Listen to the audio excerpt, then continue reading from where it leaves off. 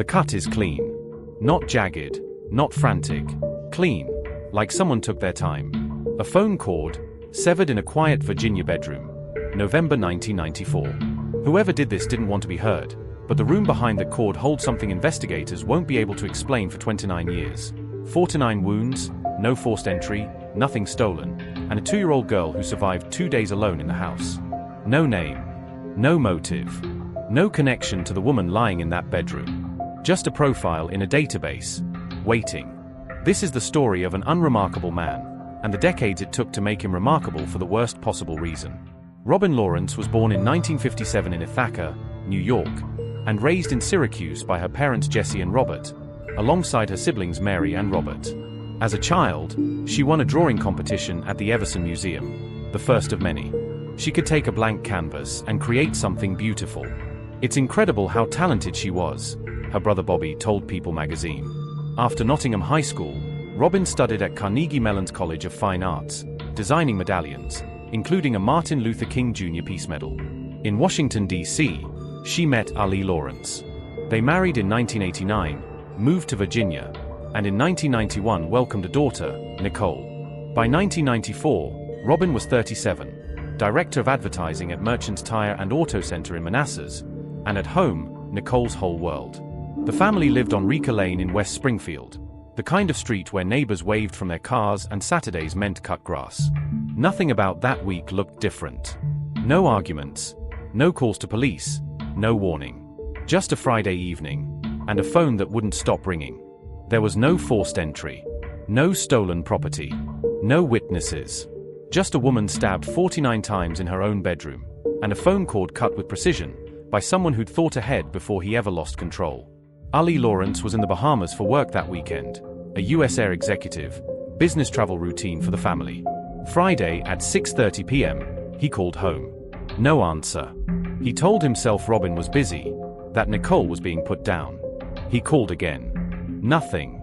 By Saturday, the ringing had become something else, a sound with no end, mechanical, repeating into an empty house. Robin didn't ignore calls, especially not from Ali overseas, and never with a toddler in the house. By Sunday, worry had hardened into dread. Powerless from across an ocean, Ali called a friend, Laurie, and asked her to check on Robin. Laurie arrived at a house that looked untouched from the outside. No broken windows, no signs anyone had forced their way in. Unable to raise anyone, she climbed through an open window. At approximately 12:30 p.m. on November 20th, she found Robin in the bedroom. 2-year-old Nicole was still inside the house, alive, severely dehydrated, after nearly 48 hours alone with what had happened to her mother. The bloody washcloth left behind contained an unknown male DNA profile, one that matched no one in Robin's life. Whoever he was, he'd left a piece of himself behind in 1994, and the technology to find him didn't exist yet. Detectives started where they always do, close to home. Ali Lawrence was scrutinized first. Flight records, employment documentation, and witness statements confirmed he'd been in the Bahamas, nowhere near Virginia. He cooperated fully, though he later told the Washington Post he was frustrated by how much time investigators spent on him. Eventually, his DNA was tested and excluded. From there, the search widened. Neighbors, co-workers, friends. Detectives asked the questions you'd expect. Had Robin felt unsafe? Had anyone been lingering nearby? Were there prior break-ins on Rica Lane? Nothing. No struggle near the doors. No screams reported. No missing valuables. The brutality felt personal. The lack of connection felt impossible. As Fairfax County investigators worked the case, they leaned on what little physical evidence existed, primarily that bloody washcloth, and the unknown male profile it carried. Testing confirmed it didn't match Ali, didn't match anyone in Robin's circle. The profile was entered into the national database. And then, nothing. In 1994, CODIS held a fraction of the profiles it does now. A match required someone already inside the system. The man who killed Robin Lawrence had no criminal record at all, which meant the database had nothing to compare him to. 4 years, the file sat, not closed, not forgotten, but waiting on a technology that hadn't caught up yet. Detectives periodically reran the profile as the database expanded. Tips came in. Theories were revisited. Nothing surfaced. For Robin's family, the absence of an answer became its own kind of weight. "I actually felt afraid at home in my bed," one family member said. "Thinking that someone just out of the blue could show up from anywhere and kill you in your house. That's just a scary thought, that you're not safe anywhere." With everyone close to Robin ruled out, detectives increasingly believed the attacker was a stranger, someone with no reason to be inside that house at all. That theory made the case almost impossible to crack through traditional means. There was no motive to chase, no relationship to untangle. Just a profile, sitting in a system, decade after decade. Then, in 2019, Fairfax County detectives resubmitted the evidence to Parabon Nanolabs in Reston, Virginia, a firm specializing in forensic genealogy. By then, science had transformed. Investigators no longer needed a direct hit. They could build a family tree from the DNA itself, work outward from relatives who had voluntarily submitted their own genetic information to consumer databases. Parabon generated a composite image based on inherited traits and began identifying potential relatives. Police Chief Kevin Davis later explained that analysts handed that family tree data to Fairfax County detectives, who worked alongside a volunteer genealogist, branch by branch, generation by generation. It took nearly 3 years. And it led, finally, to one name that had never once crossed their desk in 1994, Stephen Smirk. Investigators compared the Parabon composite to old photographs of Smirk, his high school yearbook, his driver's license. The resemblance was strong enough to move forward. In 1994, Smirk had been living in Virginia, a 22-year-old stationed at Fort Myer in Arlington. By 2023, he was in upstate New York, a senior software engineer, divorced with 2 children, a homeowner, and a veteran with commendations for his service. No arrests. No violent history. Nothing. A man with a blank record, a stable career, 2 kids, and a quiet life in upstate New York, built, entirely, on top of the worst night of someone else's. And he didn't know detectives were already standing on his lawn. September 7th, 2023.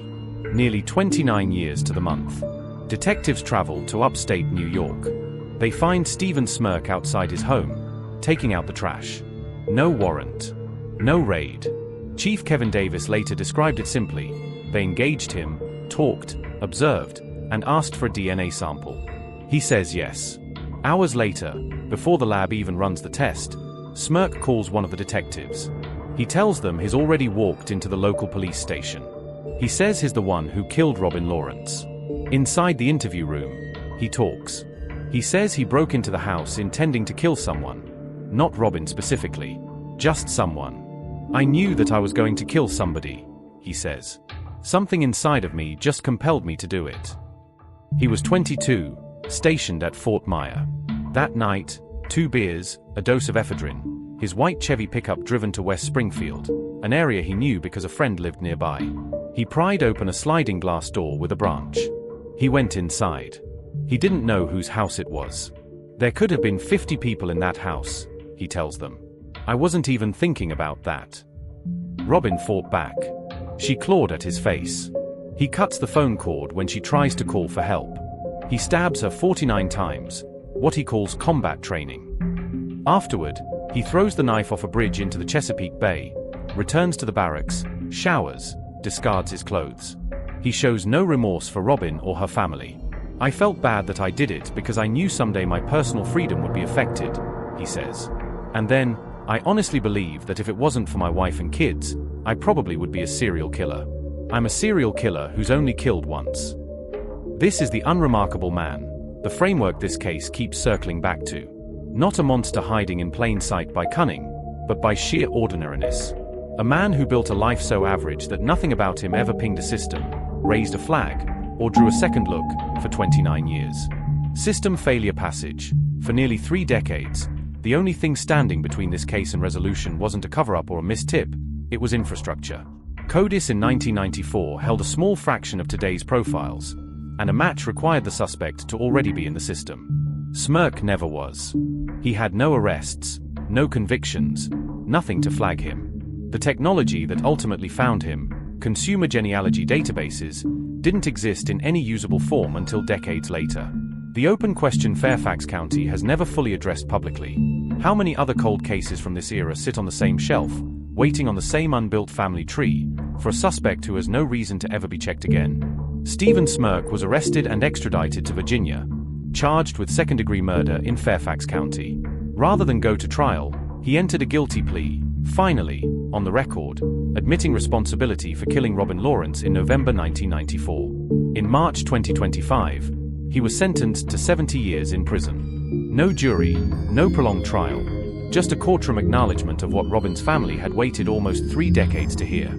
I'll get to what happens next in just a moment. But first, if cases like this are the reason you're here, subscribe now, because there's still a question about how many others like Smirk are sitting in plain sight.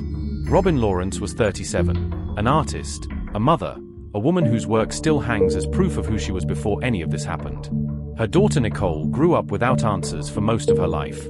Her family carried grief without resolution for 29 years. What closed this case wasn't a tip, a confession that came early, or a break in the investigation in any traditional sense. It was evidence preserved long enough for science to catch up, and a detective's office that never quietly closed the file, even when there was nothing left to chase. Robin's case didn't end because someone finally talked.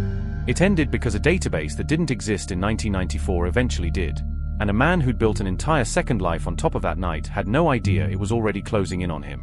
Here's what I want to know. Stephen Smirk passed background checks, held a security clearance, raised 2 kids, and never once triggered a flag, because the system was never designed to catch someone with no record. Should genealogical DNA searches be run automatically on every unsolved violent cold case with preserved evidence, even decades later, yes or no? Tell me where you land. Robin Lawrence's case is closed. But how many files like hers are still sitting in an evidence room, waiting on a family tree no one's built yet? That's the question I keep coming back to.